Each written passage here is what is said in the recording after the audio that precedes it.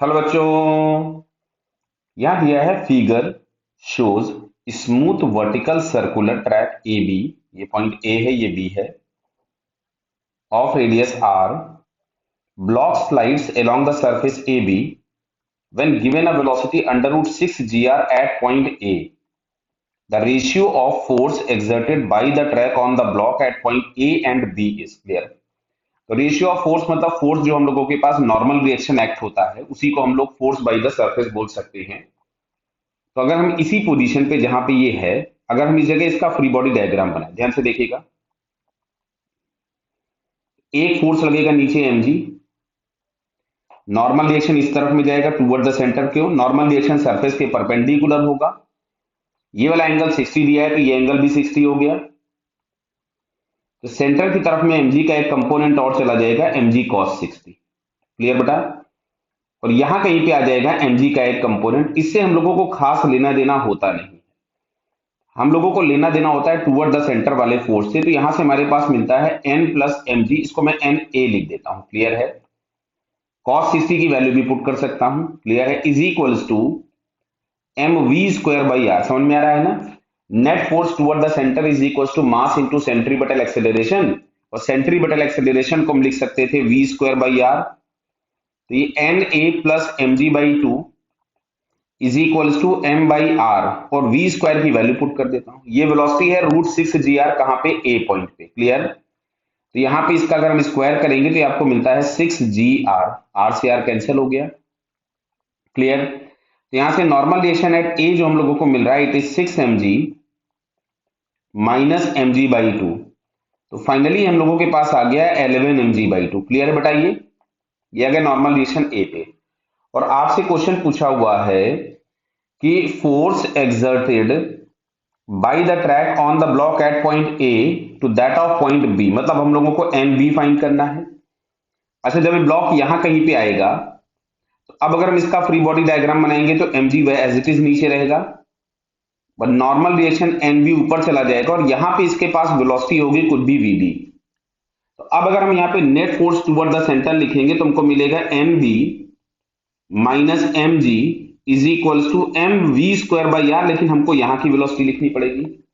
एक बात समझ लीजिए, वर्टिकल सर्कुलर मोशन सॉल्व करने में आपको मैक्सिमम 3 काम करने होते हैं। पहला, रिक्वायर्ड पोजीशन पर एफबीडी जो मैंने बनाई दोनों जगह पे, देखिए आप ए पे भी बी पे भी। Second, energy conservation. तीसरा, अगर जरूरत पड़ेगी तो प्रोजेक्टाइल। आपको एक भी क्वेश्चन ऐसा मिल जाए वर्टिकल सर्कल का जिसमें इन 3 के सिवा चौथा कुछ यूज हो तो आप बताइएगा भाई। अच्छा, चलिए तो देखो पहला काम हम लोगों का हो गया। अब दूसरा काम बचा कंजर्वेशन ऑफ एनर्जी। तो ए और बी के बीच में मैं कंजर्वेशन ऑफ एनर्जी लगाता हूं। क्लियर? तो मैंने यहां कहीं पे रेफरेंस ले लिया नीचे पे।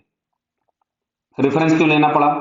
अब ये वर्क और एनर्जी में हम पढ़ के आए हैं कि अगर आपके पास वर्टिकल हाइट चेंज होती है तो ग्रेविटेशनल पोटेंशियल एनर्जी के एक रेफरेंस लेना पड़ता है। इनिशियली जो ब्लॉक की हाइट है वो ये है, यहां पे है। क्लियर? तो ये है कितना? ये डिस्टेंस आर हो जाएगा बेटा, होगा। और ये जो दूसरा वाला मैं इसको चलो ग्रीन कलर से दिखाता हूं, तो ये आर बाई टू होगा। दिख रहा है आपको क्या ये?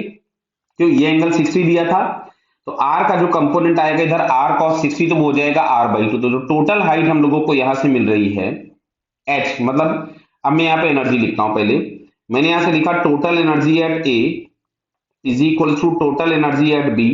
तो ए पे एनर्जी थी आपके पास half m we square, v A square लिख देता हूं, plus M g h, h की जगह में 3r/2 लिख रहा हूं। समझ में आ रहा है? और बी पे आकर के पूरी की पूरी एनर्जी काइनेटिक में कन्वर्ट हो जाएगी। क्यों? क्योंकि जब ब्लॉक बी वाले पॉइंट पे आ गया तो अभी अपने रेफरेंस पे ही आ गया, मतलब इसकी हाइट रेफरेंस से बची 0। क्लियर है बेटा?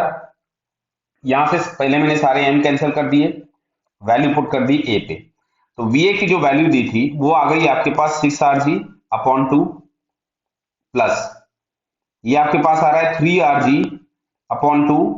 क्लियर है? Is equals to 1/2 times V B square. तो अब एक काम करो, ये सारे के सारे 2 उड़ा दो अभी एक बार। तो 6 + 3 हो गया 9 is equals to V B square. इस इक्वेशन में उठा करके हम वी बी की वैल्यू पुट कर देते हैं। देखो दो ही काम हमको करने पड़े यहाँ पे, फ्री बॉडी डायग्राम और एनर्जी कंजर्वेशन। तो यहां से हमारे पास मिलेगा N B minus M G is equals to M by R times V B square, and V B square is 9 R G, इसको उड़ा दीजिए। तो यहां से नॉर्मल रिएक्शन एट बी आपको मिलता है 9 M G plus M G, तो फाइनली आपको ये मिला 10 एम जी। क्लियर बताइए। अच्छा, इसको मैं लिख सकता था 11/2 को क्या मैं 5.5 लिख सकता था, बोलिए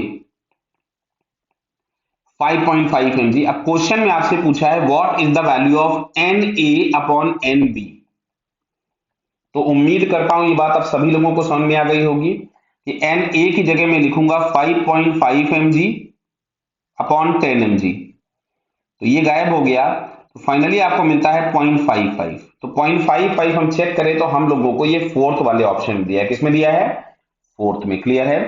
so finally fourth answer is the correct answer. Okay बेटा, ऑल द बेस्ट।